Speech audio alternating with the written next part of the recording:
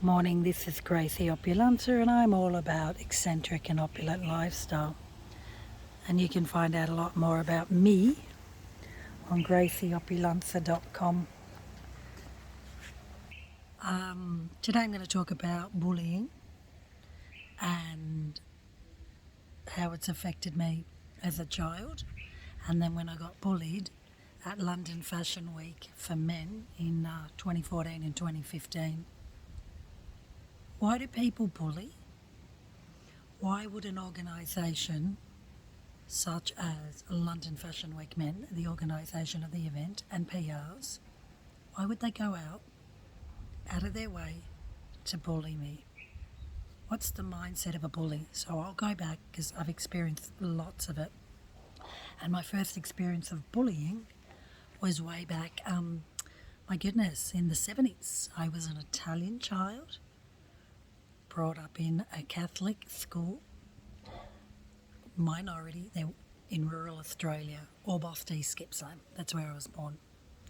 And there were not many Italians, and my parents were immigrants. They were the first generation to come and help develop Australia to what it has become. Very proud of my parents. Grateful for that they did that because Italy after the war was very poor. My dad wasn't educated, nor was my mum. So, there was an opportunity to go and change the course of life. Very grateful because I wouldn't have the rich life that I'm living if it wasn't for my parents. Thank you very much. So growing up, very immediately, the children in my school, Christian school, were, British background, Irish background, and then there was us. And they were all up. How many Italian families? There was a lot to begin with, but at this particular school, maybe 10, maybe less. Let's not go into the specifics.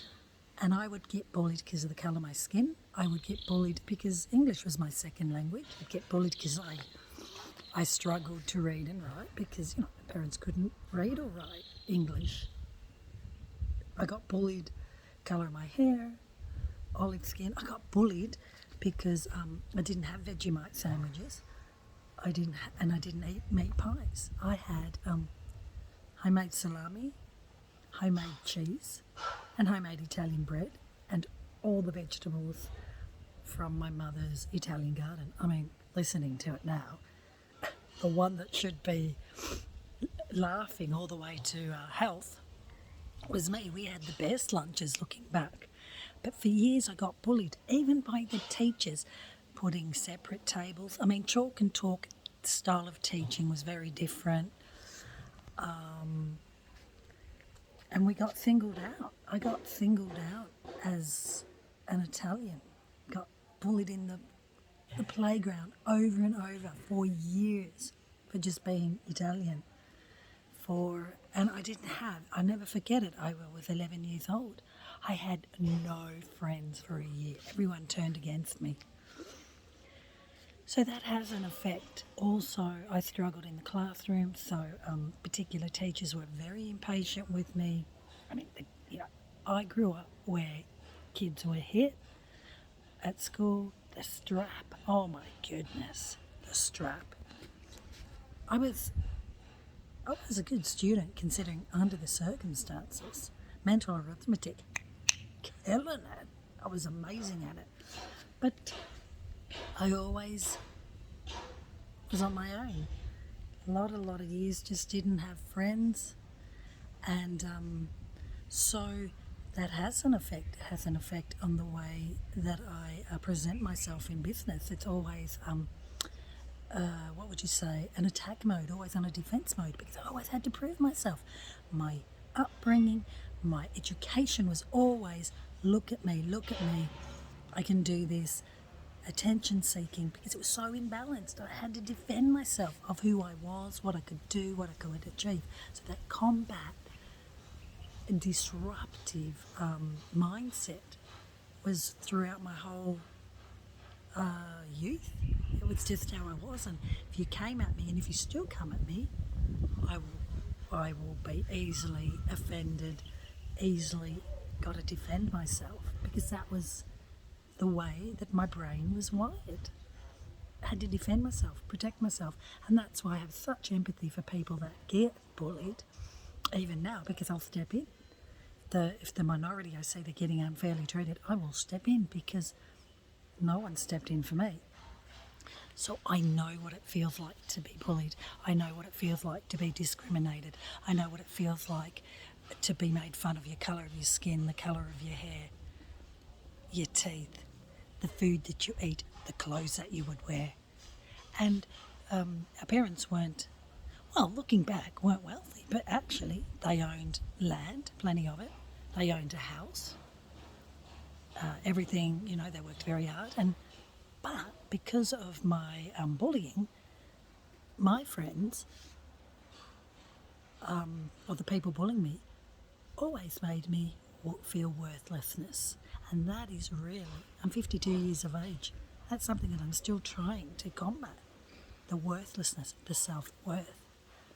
They always made me feel like I was a third citizen, that I didn't belong. And that's what bullies do. And when they gang up on you, that it empowers everyone to just come at you. Like a peacock or a bird, slowly chiseling away at your confidence and your self-worth. So there was a girl that I grew up with that had a disability, and I always defended her, leave her alone. Incredibly intelligent, but she was Down syndrome. And I'll never forget my act of kindness. That act of kindness is how I began to learn how to play the electronic keyboard, the organ, because the mother was so grateful that I was the only one that wasn't ashamed to play with her. And my parents couldn't afford lessons, and my music teacher just said, I'm going to do it for free because Gracie plays with my daughter. Gracie protects my daughter from the bullies. Gracie plays with my daughter in the playground when everyone else doesn't. Oh, and that really stems from also that my sister's visually impaired. So I understand anyone with a disability, that could be reading, learning, writing, or a physical disability. I'm not afraid of it. I know a lot of people freeze up when people have got a disability because they don't know how to act. Not an issue with me. These are the skills that bullying has taught me. So they're great skills to have. So I can really adapt if someone's struggling with autism or just feeling not confident. I can nail it in seconds, and I can really, like a chameleon, change so that they don't feel like that. That's my gift. That's a skill that I learned through being bullied. So that's how you can turn it around. So this is my office, by the way. It's pretty impressive, isn't it? Look at that. And look at that. Right, back to the bullying. So like and subscribe because we need the views and you need to continue on in business. But I'm going to talk about that another time, because throughout the bullying years, I've always been a Christian and I've always prayed and believed in God. And no matter what happens, my life has always been, no matter what has come at me, the destiny's been mapped out and I achieve it. It's only when I give up, or it's only when I allow the bullies to intimidate me and stop, that things don't progress. But that's a learning in itself. Now, on gracieopulenza.com, just put in the word bully, and there's right from 2014 articles right up until the two that I've done this week. And it's the first time I'm talking about this on YouTube because I've overcome it. Do you know that statistically that people get bullied, a lot of them have suicidal thoughts? 90% of the time, they will move away from the very environment, the toxic environment they're being bullied at. And I can relate to that because I did as well, and you'll hear this story very soon. So why do people bully? Why did those kids in that playground bully me? What was it about me, the minority? There wasn't, actually looking back, I think there were 5 Italian girls out of 350 kids. Why was I being singled out? Why were they coming at me at the colour of my skin? Why were they coming at me at the way that I presented myself? Why did they come at me by the way that the food?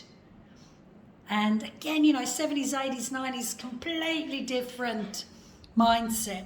Why did school teachers really not step in? I mean, a Catholic school, and I was a school teacher. I know when kids are bullying, and I'm bang on to it. So why did they choose to ignore it? It's a good question. Status, belonging, and a self-image. It's always that. That's the root of it. Want to belong? Can't side with a minority because I'll lose my mates. Status, a persona, a way of fitting in. It's all about fitting in. Eagles soar alone. It is not easy to do that. So I was also getting trained by being on my own, digging deep of my insecurities already as a child. Digging deep that life isn't going to be easy and people are going to pick on you and going to criticise you, but I'm going to get on with it. And this plays a beautiful part from when I head to Europe and what I've achieved in life. Grateful that God put me in these situations, because even though it's affected my business mindset, because I'm very combat, I'm much more balanced. But I was like, oh, look at me, I can do this, get out of the way. I'm very disruptive, I'm borderline rude, pushing my way in because I had to. I didn't have friends. I wasn't accepted in the classroom. I wasn't accepted in the playground. So what do? You overcompensate. But that's okay. You'll find your balance eventually. And so the whole bullying throughout my primary school really dictated the way that my character. Secondary school, another Catholic school, Nagle College, Pensdale, East Gippsland, full of international teachers from the United Kingdom. Complete flip. I was.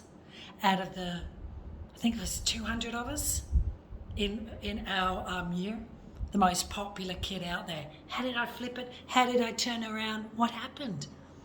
Well, teachers played a big part because they were international. They were from the United Kingdom. So in rural Australia, they were the minority. But maybe prayer as well, and I remember saying to God, I just want friends, I just want to be accepted. And it did turn around. So my secondary years were epic. I was the popular kid. But I still found learning difficult. Then I went on to becoming a primary teacher. Grateful for that. Went to the United Kingdom, London in 1998. Amazing experiences. But it wasn't my definite calling. It was a stepping stone to where I was heading. And I'm so grateful for social media because you can share. I love social media. And that's when I started the magazine menstyleFashion.com in 2012. And when I started my own Gracie Opulenza in 2011. Now that back then YouTube wasn't much. Twitter wasn't much, Facebook wasn't much, but because of my bullying, when I did the YouTubes, I became self-conscious and I stopped. Biggest regret. I would have had millions of views now because YouTube and Reddit were just so youthful.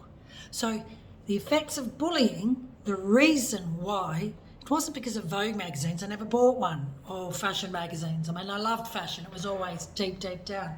But it was because I was so self-conscious and being told my big nose, my teeth didn't look like this, by the way, and my background is why I never grew my YouTube. It's never too late. So started the magazines, and I started Gracie Opulenta in 2011. Big eyewear, was always eccentric, always really talented at predicting trends by just wearing it. And then in 6 months later, we did Google Analytics. Gracie Opulenta wasn't getting any views because, well, who was Gracie Opulenta? No one was going to Google that. And also the female fashion industry was becoming quite saturated.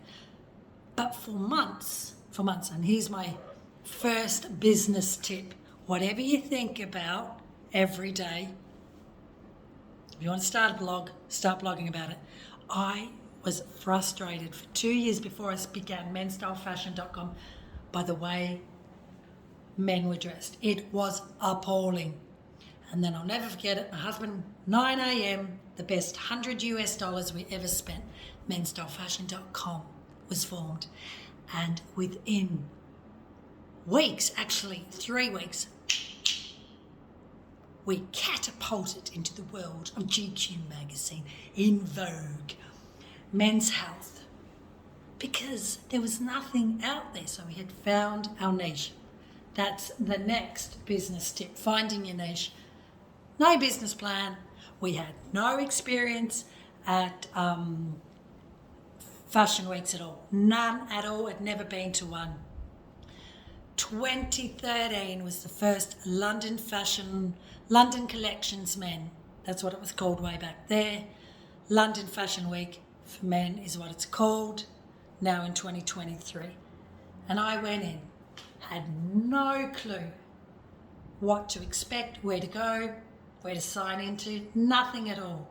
What was really epic about this is 3 weeks before, because, I knew nothing about men's fashion. I thought, who is the top male model of the world? And it was David Gandy. So I wrote an article about that, David Gandy, the James Bond of fashion, way back in 2012. That's on menstylefashion.com. Read it. It's epic because it's that article that catapulted me into many David Gandy interviews, and also it's really powerful when you come into an industry you know nothing about, because you come up with creative ideas.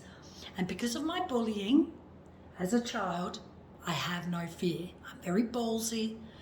And again, I push my way in. You have to, especially in the fashion industry, just get in there to be noticed. I was growing a brand, but always edifying, always over the years, write many articles for the London Fashion Week Men, did many interviews with lots of brilliant people representing London Fashion Week Men, supported the British Fashion Council, always with my time, my innovation and my money.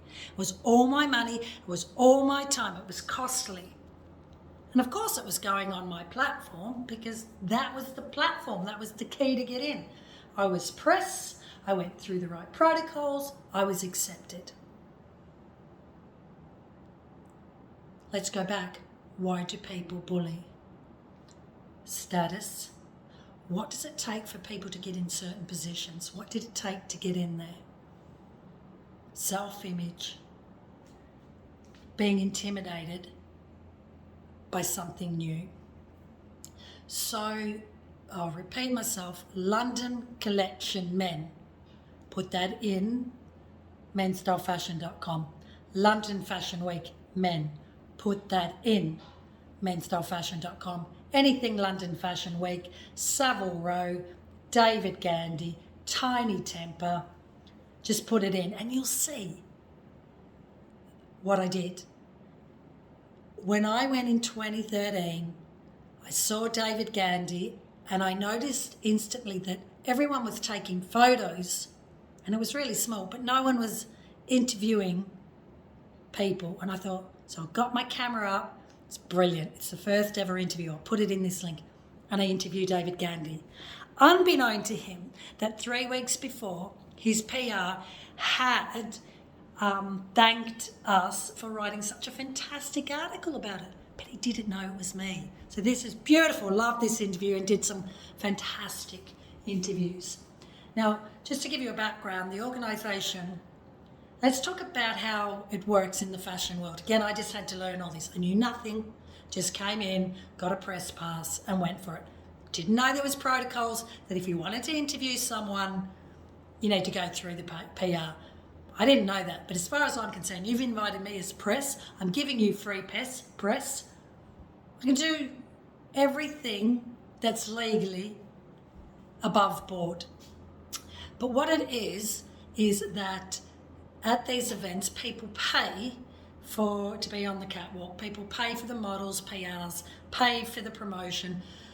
PRs have to register with an organisation called British Fashion Council. That's how it goes. And you can get accepted or rejected completely just in our situation. So I'll explain how we get accepted at New York Fashion Week, Milan Fashion Week, Pitti Immagini in Florence, how we get accepted at Paris Fashion Week. You have to register your Google Analytics. You have to register and prove who you are.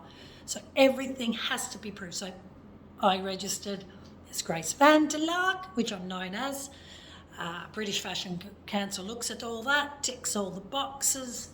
I have to show my analytics, the ranking of our magazine, that we're legitimate, that we are actively publishing all the time.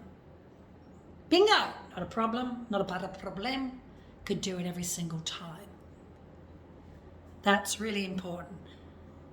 Now and everyone, there are sponsors. Lavazza, there was Tom Ford there, and they're paid to be there. And catwalks can cost £100,000, £150,000, £500,000.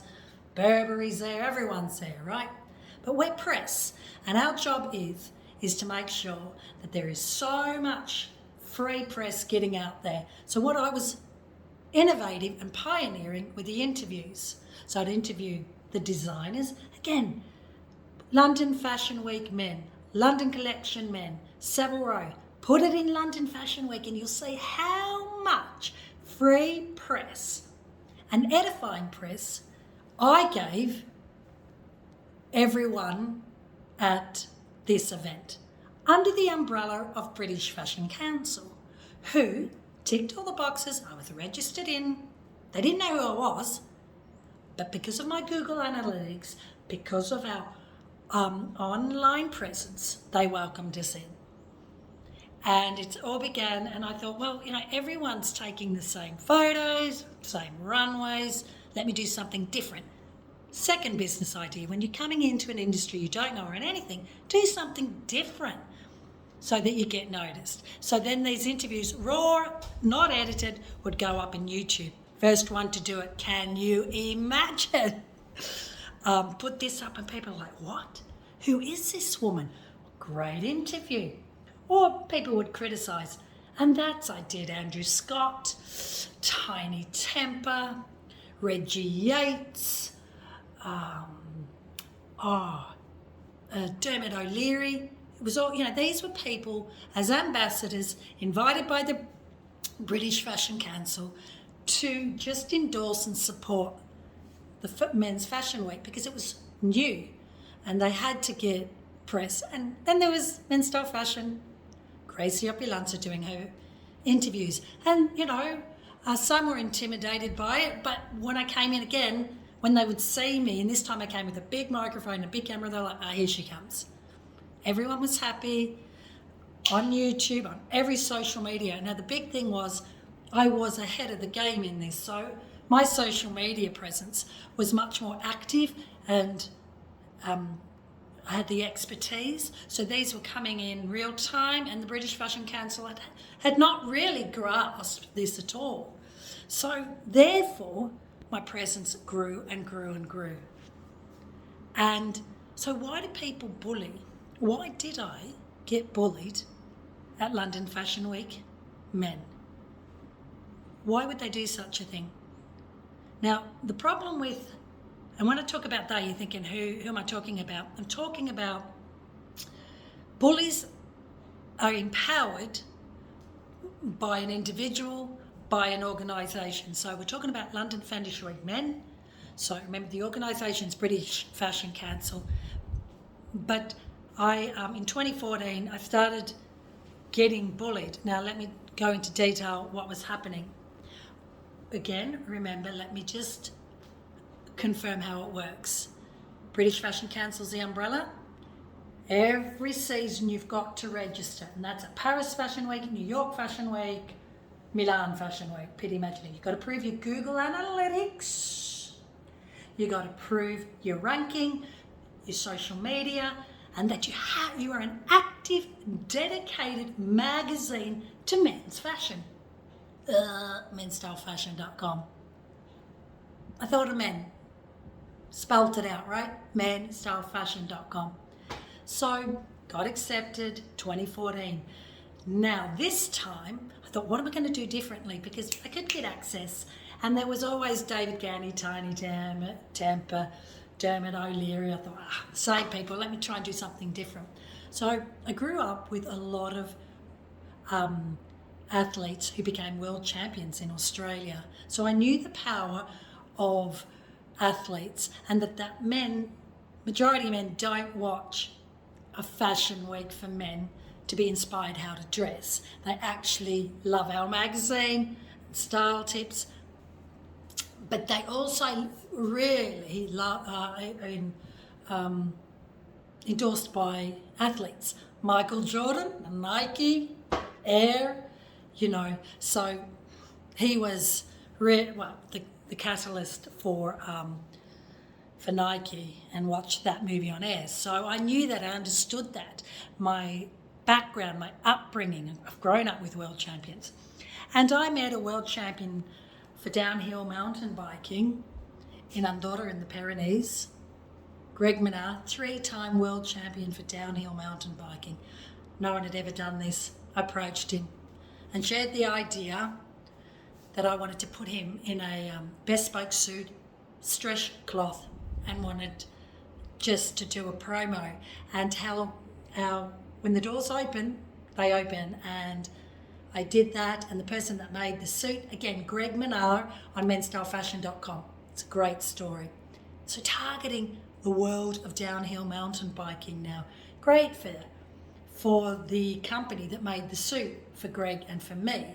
So it's called collaborations. And the company that did that for us got us an invite to One for the Boys, a charity event, again, under the umbrella of British Fashion Council, and the kick-off for the 2014 London Fashion Week men.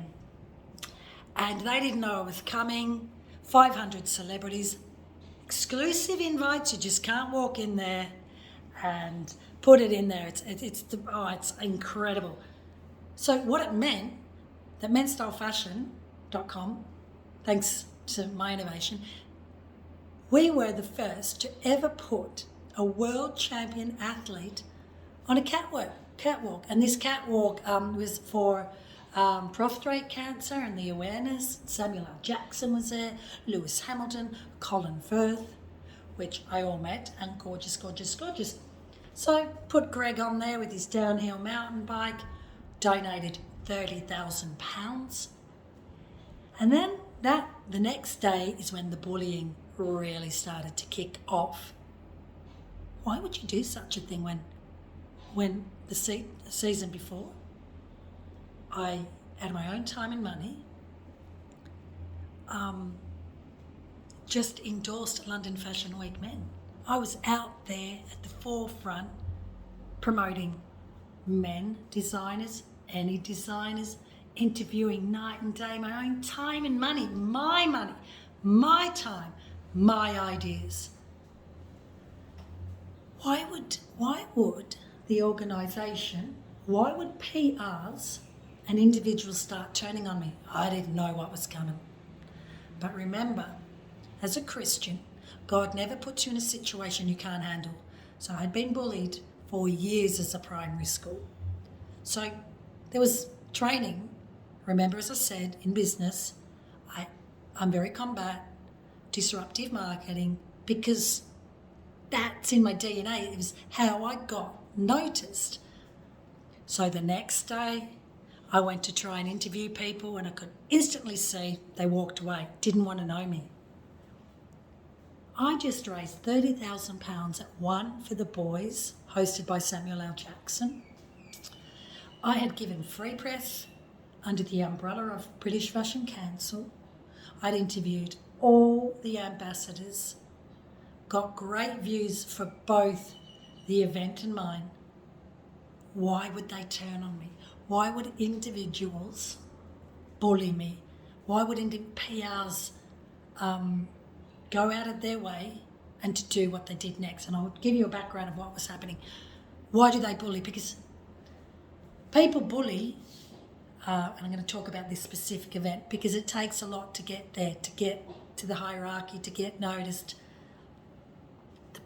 It takes a lot. So it obviously takes a lot of lying and backstabbing to get into these positions representing London Fashion Week men. This is my experience, this is my story, and I got evidence to show all this as well. So I'm talking about it. And the reason I'm talking about it is I've overcome it. But to overcome it, you've got to understand the story, right? So why would that happen? Why, when I turned up to an event, now with an event, the designer has a choice. The choice of invite sits back on the designer. The designer has paid British Fashion Council to be under that umbrella. But the designer has the power to say yes or no. I'd go to an event, had my invite physically, then wouldn't get in. I said, you're not on the list, you're not invited. And I showed them the invite. Didn't get it. Went to the next one, same thing happened. And then I thought, what's going on here? I went to, there is an area with the British Fashion Council where all press can seat, or where individual designers are in a particular room. So they need press, they need all the free press they can get to get their brand noticed. And most of them are startups. So they're paying good money for you as press to give them free press. And I'll never forget it. I said, you're not invited, you can't get in. But remember, I kindly remind you, with the British Fashion Council, you have to be registered. You've got to show your Google Analytics, you've got to prove who you are, your name, you've got to prove that you own the brand or work for the brand, and you've got to prove that it's active. This is the third season in. Everyone knows who I am. So this is what happened as a result. Why do bullies bully? Why did they bully me as an organisation? When you're one as a bully, it's not that powerful, but when you get empowered by a big organisation or by different people, it's game over. They'll do anything and everything to get you out of the event. The problem with fashion is that there's no accountability. There's so much bullying and backstabbing. I know I'm not the first one that this has happened to. I've spoken to many people that it's happened to over the years. I'm not the first. But I want to represent those that certainly wanted to be the last. So why would PRs make the next false accusations and lie and go out of their way to discriminate me? One woman, one brand, edified the whole event. Why would you do such a thing? Well, first of all, the bullies are about status, self-image, especially in fashion. In this industry, the accountability is very, very tough in the sense they can get away with a lot. Backstabbing and lying and pushing your way to the top, obviously, is the way that how people got from just into managerial positions. So the behaviour, the mindset is toxic right from the top, It has to be. Leaders project their toxic management. What do I know? I've owned 4 businesses with people. What I do, what I dictate as a CEO, as a leader, will infiltrate into your staff. So I remember trying to get in. I had a haircut appointment because Tony and Guy was another sponsorship. They'd always do my hair. I did a fantastic job. Security said, you can't get in here. The security, which is employed by the British Fashion Council, told me that I was a fake and a phony, that I lied about my invites, that I was a fake. Just reminding you, yeah? When you register with the British Fashion Council, you have to show them your Google Analytics.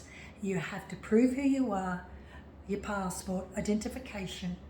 You have to show that you're actively present as a men style fashion magazine. Did all that, they accepted me. I was accepted. And all of a sudden I can't get into catwalks. This security individual who was empowered wouldn't let me in, physically pushed me out of the way, and verbally threatened me. Then I knew I was in trouble. Thought, whoa, I felt unsafe. And I'll never forget when a dedicated female individual that worked with the people in the management at the British Fashion Council came up to me and said, there's been, you've been instructed from the top that you're banned for life at London Fashion Week Men. You fake your invites, you jump on catwalks, and you're not who you say you are. Got this all in writing, baby, to this day. And I got that email as well. Why would you do such a thing? Have a look at menstylefashion.com at all my interviews of what I did for that organisation. PRs were tweeting my personal email on Twitter, calling me out, discrediting me. Got all that evidence. And I'll never forget and she loved it. I'll never forget when she was telling me this and I was sobbing. She loved bullying me because she was empowered. She was empowered. And all that primary school bullying came up, all that emotion. All that emotion just came flooding in and I was sobbing in front of her. This person also said that the organisation and PRs found my hands offensive when I was talking as well. Belittling me, the self-worthlessness all rearing its ugly head. Why would you do such a thing to someone that worked so hard to put men's fashion at the forefront for London, for the United Kingdom, for the world? Again, there's no accountability in fashion, and backstabbing and toxic, ugly mindset in business exists, and I've seen it with my very own eyes. I've been backstage, done everything, I've seen it. So I walked away sobbing, and that was my biggest regret because I gave them that power. But when that happens to you, walk away, run. I mean, I was terrified for my life. They had discredited me. Banned for life. For what? What did I do? So I went away and the effects were really, really deep. To this day, let me just make it very clear. I had to get a lawyer in and I'm still waiting for the British Fashion Council to send me the video images of me jumping on a catwalk. When you make an accusation like that, let me tell you how much a catwalk costs, and let me tell you, just Google people jumping on a catwalk, what happens? You'll get arrested. If the designer and the organisation wants to, they can sue the hell out of you. And Top Man, which was amazing back then, I jumped on that catwalk. They were really expensive. I didn't need to jump on a catwalk to get noticed. So that was, discrimination and damaging to my business and to my character. Falsely, I faked my invites. I didn't own menstylefashion.com. Remember what I said? Google Analytics with the British Fashion Council. They've got to tick everything off. 100% lie. I own menstylepassion.com. I mean, look at the interviews. The evidence was actually, and still is, online. So I can prove everything that they lied about it. And that's what bullies do. They fabricated stories. And when they team up, they team up.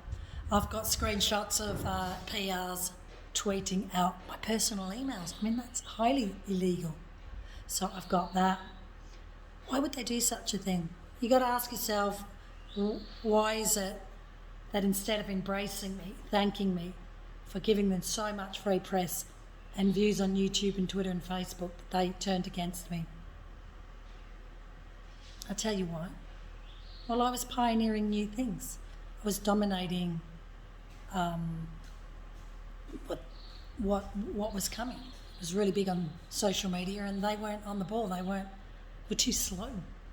So they were just jealous, envious, and they thought, gosh, this woman's really taken over. I mean, this woman just put a world champion on a catwalk in 2014. Do you know what happened then? Because I put Greg Minnaar on the runway, do you know what the British Fashion Council did? They got Lewis Hamilton in the next time. Wonder where they got the idea from. Can prove that. Put it in. Lewis Hamilton, London Fashion Week men. And that was when I wasn't allowed to go back in, which was a real shame, because I would have really known how to interview Lewis Hamilton. But it didn't matter, because everything's timing anyway. So I was, and interviews, because I was spontaneously interviewed. I noticed when I wasn't allowed back, because I was banned for life, for just promoting I was banned for life. British Fashion Council never really tell me why, just making up things as they go. They decided to copy my ideas, which is great. It's fantastic. I've never returned due to safety. I did get a lawyer in, and just with a letter just saying, why would you do such a thing? They responded and couldn't prove anything. 2023, still waiting for that jumping on the catwalk. Still waiting to prove that I don't actually own menstylepassion.com. So fabricated lies, and the reason I'm just really talking about this now is it's time, and it's I'm really healed. My biggest regret would be that I really let it affect my life for 10 years. It affected my business acumen, my confidence. It's the biggest regret, but I didn't stop and I didn't give up. So that's what I want to tell you. As a child, God taught me not to give up. As a child being bullied, I never gave up. So I never gave up on men's style fashion. There's a beautiful saying which I love. People's rejection is God's redirection. People's rejection is God's redirection. So I thought, well, they don't want me back. They don't appreciate what I do. It's dangerous to go back, because when you've got security from the British Fashion Council pushing you around, and when you've got basically all PRs against you, what's the point? Go where you're welcome, right? So that's when I started thinking about how can I build the brand bigger, better, and what could I do differently? And that's when I went into hospitality, reviewing luxury hotels. That's when I went into reviewing luxury cars. So it's beautiful that I have that gift of courage, of not giving up. And that was taught at a very young age. I knew how to be alone. Eagles soar alone. I soar alone. I'm still alone. And again, have a look. I put in bullying in Gracie Opulenza. These are my stories. And I want to encourage you. Don't ever let anyone think that you can't do it. Don't let anyone belittling and bullying get in the way of your God-given dream. Imagine if I had given up. Gosh, what have I done next after being bullied is incredible. And I thank God for the courage, the God-given courage, the tenacity, the grit, the determination, the persistency of going away and building the brand stronger. And as I said, I work with amazing brands. Have a look at my car reviews. Have a look at my hotels and who I work with. This week I'm working with it's the first time I'm working with this hotel chain. It's been years in the making, and it's incredible how it's all come together. To those that believe in God and to those that don't, when your God-given destiny is already ordained by the Alpha, the Omega, by the beginning and the end, no organisation's ever going to get in the way of that.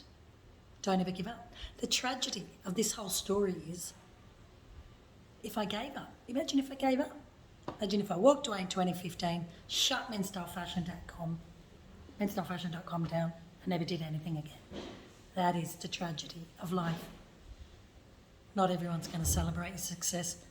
Clearly, London Fashion Week men, PR's organisation, weren't celebrating my innovative ideas, weren't celebrating my successes, and I've never returned. Do I need to? Not really. I mean, isn't it beautiful now in 2023, the influences that a lot of them have overtaken organisations like this and fashion weeks and magazines for fashion and Vogue. That's the beauty of social media, that influences, whether they be short, tall, obese or small, whether they're black, white, Kiwi, from Asia. It doesn't matter. We have the influence. We are the influence. And thanks for supporting me, and share your bullying stories. And this is my story. No one can take it away from me. And I'm healed. Again, my biggest regret was that I let it control my life so much. I had to forgive and forgive and forgive. And Jesus says, you must forgive and forgive, because in the forgiveness, it frees you, it empowers you. Forgiveness is a choice. And I do forgive them. In fact, I look back and it really affected me financially, physically, emotionally. No doubt about it, absolutely. No one wanted to work with at all anything associated with London Fashion Week men to this day. Can you believe it? But the right people will support you. The right people will team up with you. And you can't outgive God. So God's financially blessed me in other ways. Can't outgive God. And I'll say it again. When? It's a privilege. God put me in that arena. He knew I could handle it, because as a child, God was preparing the character. Like King David. God put me there. God allowed it to happen. And again, 90% of people walk away from the very toxic bullying environment they're in, which I'm one of those. Many people have suicidal thoughts and kill themselves because of bullying. That's a tragedy. I've never had suicidal thoughts, and I know that's because of the grace of God, who has taught me my self-worth is in Him.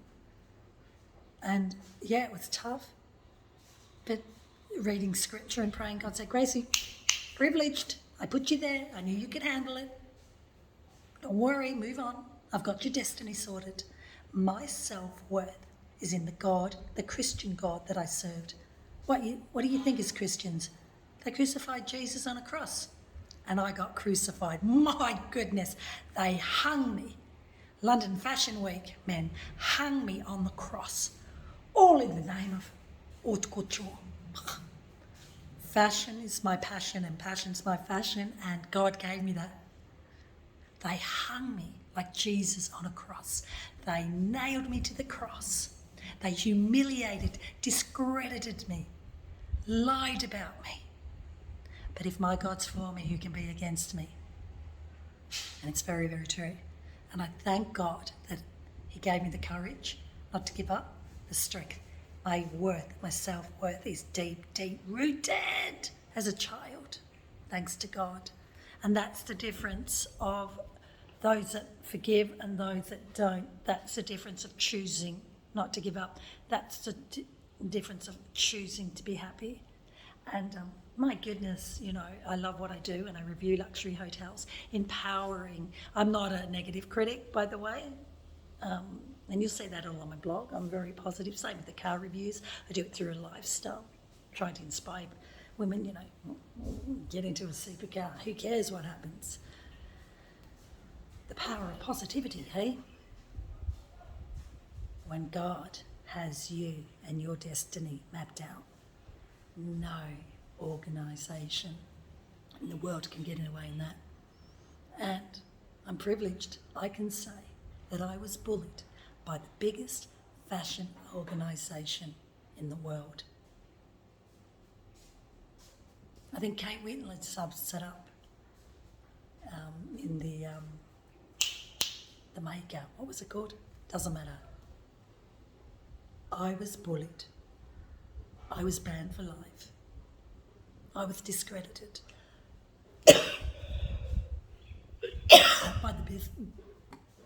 by the biggest fashion organisation in the world. What a privilege. Oh, see that? Interesting timing. Need to pray. Are you trying to silence me? If my God's for me, nothing will get in the way. Ooh. I'm all a believer of what's in your body needs to come out by forgiveness. So I'm going to go away and obviously pray for my enemies and dig deep why this has got me by the throat, and I tell you why. Because the organisation tried to silence me, tried to block me, tried to oppress my business ideas, tried to get in the way of encouraging men to dress well. That's why I just did it, and I still do it. We've got a long way to go. Ew.